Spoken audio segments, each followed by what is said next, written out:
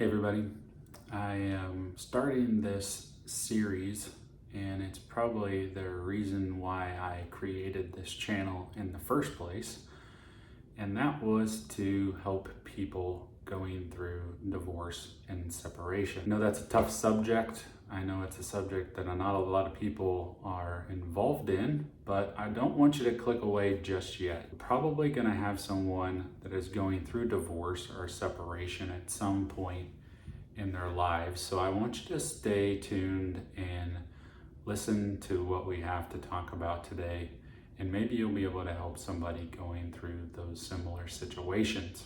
So why I decided to do this was my wife and I actually host a group twice a year, and each session that we have is 13 weeks long, and that's a program that we facilitate called Divorce Care. It's a program all across the United States.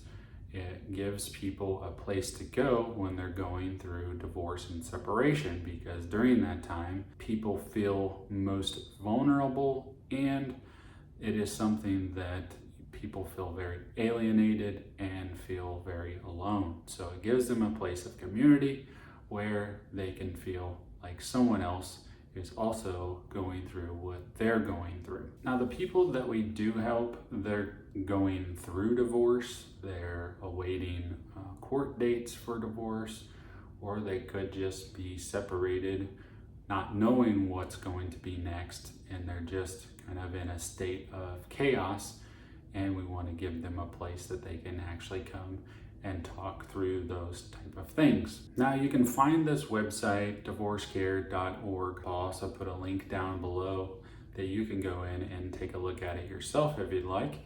And you can maybe send it to someone that may need it. It doesn't matter what state you're in, but I do believe it's tied to the United States. But you can look on the website and see if they have anything outside of the United States. I know that they had many talks of branching out into other countries, but I do know that they were working on translations and such, so you might look into that on the website and get all the extra information that you need. Now, I want you to know that I'm speaking from my experience of divorce myself, as well as the input that we've received over the last 3 years as we've hosted these divorce care sessions with individuals that have signed up. So we've met a lot of people. Some groups are groups of 5 people, sometimes they're groups of a dozen people or more. Now, they are co-ed, so they are for men and women. That's why my wife and I both host them together. Now, over the next couple weeks, I want to create some of these more long form videos, not just creating shorts all the time. And I do enjoy creating shorts for people, but I do want to create this long form talk so people can have a place that they can search for, what to do. The first thing that a lot of people do is, whether they're trying to fix their car or fix a bicycle or maybe bake a cake, they go on YouTube and try to figure that out. Now, I know divorce is a little different than baking a cake, but we do want to give you some tips and tricks of different things in life. But this is a big subject for us and our family, that we want to help people in this really troubled time and give you momentum that you need to move forward. And I know that we'll be talking about that in a lot of different perspectives over the next couple of weeks, and that's always trying to look forward and look at things that are to come, instead of staring at the maybe pit that we feel like that we're in and staring at the sinking sand. So I just want you to know that we've been there. So we're not just speaking of something that we just read a book, and we really want you to gain some traction and help you through this time that you might feel a little weary. So let's jump into some things that we want you to really focus on right off the bat. And that first thing is reading your Bible every day. Reading your Bible is super pivotal to just getting an anchor. One thing that we have when this chaos begins is that our world seems to go in just a tailspin. So we really want to grasp onto something that's immovable, and that's God. And reading your Bible every day is super important. Even if you don't really understand why you're reading it, it is the greatest manual that we could ever read, that we could use for our own lives and our own relationships. So in our relationships, this is going to be super important, not just in, divorce and separation or marriage in general, but just knowing how we can deal with relationships in general, and maybe give you some tips to help you in those relationships, whether they be with your uncle or grandmother or sister, aunt or brother, or whoever it may be. Hopefully these will give you some tips to carry on through those and be some really good foundations for moving that forward. A gentleman in our group once told us, he said, I don't really understand why I am reading my Bible every day, but I'm just doing it. And now that I look back, now I can see why I did it. And it's because I'm here, sitting here with all of you, talking about what has gone on in my life. So I think that's super important. It always stuck out to me. It's something I'll never forget. He came up to me and told me that, and it really meant a lot. So, I'll carry that with me as well, and I've always shared it with others. Next thing we want to talk about is don't get attached to stuff. Stuff is something that we can get back, but time we can't get back. And I understand that, but also I've heard some really horrendous stories of people fighting over coffee cups and silverware and blankets and furniture. It's just not worth it. You can get furniture back, you can get toothbrushes back, you can get coffee cups back. So really try not to focus on the stuff. We can always get stuff back. We can always get another home. We can always get another car. We can always get these other things. Now, I won't tell you, not to fight for certain things. And that's just sticking up for yourself. Don't let the other person literally just take everything from you. That's really not what I'm trying to tell you. But I do want you to create negotiations and try to take some of the emotions out of it.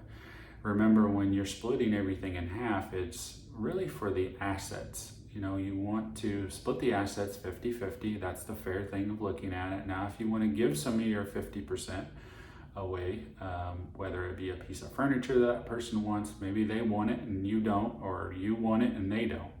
So maybe just negotiate some of those things. Maybe you have a piece of furniture that you think is ugly, but they think is wonderful. And there's going to be a lot of sentimental value that you're going to carry in some of these things, and just negotiate. Say, hey, I have this couch. I don't really like the couch. Do you want it? I would really like to have that chair if you could. And once you have that more giving heart, it really makes a big difference in negotiations, and it kind of eases the battle that you have. So kind of think about those as you move forward. One that we get quite often is don't expect the other person to do the things that you want them to do. And what I mean by that is if I get a response from somebody and they say things like, oh, well, they're just mean all the time, or they never answer me, or they never return my phone calls. Well, were they returning your phone calls before you got a divorce? No. Were you doing this before a divorce? Well, no. Then why would you expect them to do those things after you were divorced? Really make that an important part of your expectations, so you're not so disappointed. If you just take them at face value and say, this is what they're going to do, this is what they've always done, it'll really help you in your heart to not be disappointed about everything, because the disappointment after disappointment after disappointment is really tough to deal with. So if you can kind of lead with that face value and say, hey, this is what they've always done, this is what they're going to do, or they could even do worse. So if you kind of lead with that, it does really, really help. A big one I will say is don't disparage the other person in public. In public, I mean at church, on Facebook, on Instagram, whatever it may be. You don't want to disparage the other person. And for those people out there that have children, definitely don't disparage the other spouse in front of the children, because they will remember. If you were that person, I do have plenty of people that tell me, hey, I remember. These are people, I had people almost 60 years old, and they would tell me and say, hey, I remember back when my parents got divorced and my mom did this or my dad did that, and they would always talk bad about the other one, and the other one didn't say anything. And I really respect them for never, saying bad things to my mom, or never saying bad things about my dad. So that's very important. They will remember. So if you can remember that in your mind, that, hey, if I say something really bad, they're probably going to remember, and that might really be bad on how they look at me and if they treat me any different later in life. Also remember the story of Joseph and Mary. You remember when Mary told him that she was pregnant with Jesus? He didn't really know what to think. So his first thing was that he was cheated on. And instead of going around town telling everybody that Mary had cheated on him, he chose to take the high road, and he said, well, I won't disparage you, just go quietly. And he left until he was met by the angel of the Lord, and they cleared all that up quite quickly and let them know that, hey, this is an immaculate conception, and you're about to have Jesus. So, take that as a really good story of not disparaging the other person, and really lead with integrity, and don't go out in public and just bash the other person. We always try to look forward and have that momentum, and really bashing the other person doesn't really do anything. That person's really not there to really talk about it or defend themselves. So just try not to do it at all. Lastly, I would say is focus on what you did in the relationship. The other person we can't change, because we can't change people, right? So we really want to think about, what can we change? And we have some people that come into our groups, and they might say, hey, I really want to meet somebody new someday. Or, hey, maybe they've been divorced for quite some time, and before they move into a new relationship, they say, hey, I really want to deal with this baggage before I move on to someone else. I don't really want to carry this with me, so I want to deal with this now. But I do have this list of items that I really want my next spouse to have, these traits. Okay, fair enough. But the first question that I always ask them is, what do you check off on this list? If you have this list of, this is a great spouse, to get a great spouse, you have to be a great spouse. So that really requires you to be a good person, right? So to find a good person, or to find a great person, you need to be a great person. So you really don't want to go out there and find a great person, and then you're just an absolute mess, and you try to go out there and try to, nab the next great person, and then you're just lost. And you've got all this baggage and trash carrying with you. You don't want to do that. So worry about what your list of things that you can accomplish during this time, and work on those if by any chance that later in life you do want to find someone else. I want you to look forward to something new. I want you to look forward and have that momentum. So I will never say to anyone in any of these videos, I will never say, suck it up, buttercup. I want to really have empathy, and have empathy for both sides. And I will talk in a couple of those different perspectives over the next couple of weeks. So I'll talk in the sense of a betrayer, and then we'll talk in the sense of a betrayee. So a lot of those situations are very different. We have all different types of people that come to our groups, whether they've been betrayed or they've been the betrayer. So I do get those different perspectives, and I've heard all of their different stories and things that has really helped me and humbled me, really humbled my relationship that I have now with my wife.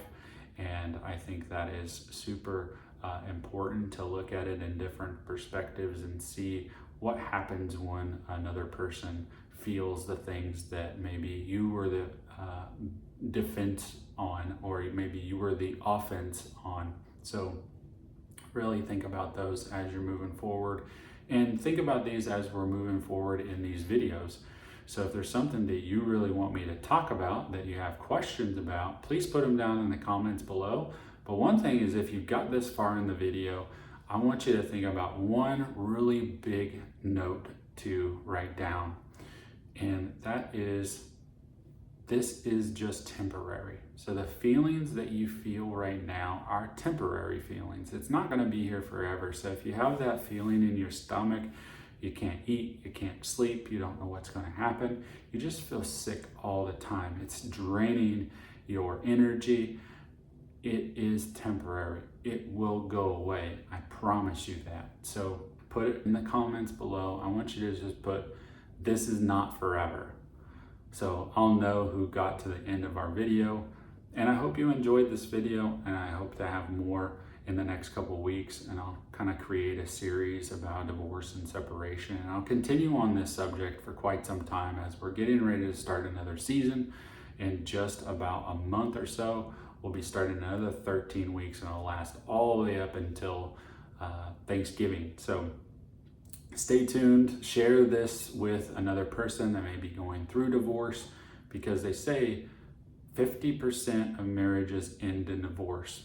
And those that have second and third marriages, it just kind of dwindles from there. So it is the percentage that they say is only 25% of marriages actually last. So that's 1 in 4. So there's probably somebody you know out there that needs help, and I believe this program can help them. So go out there, find a group that's near you, and I would love to find some more tips for you to help you in this way. And please, any questions that you have, please put them down in the comments below. And I hope you have a wonderful rest of your evening. Have a great day. Bye-bye.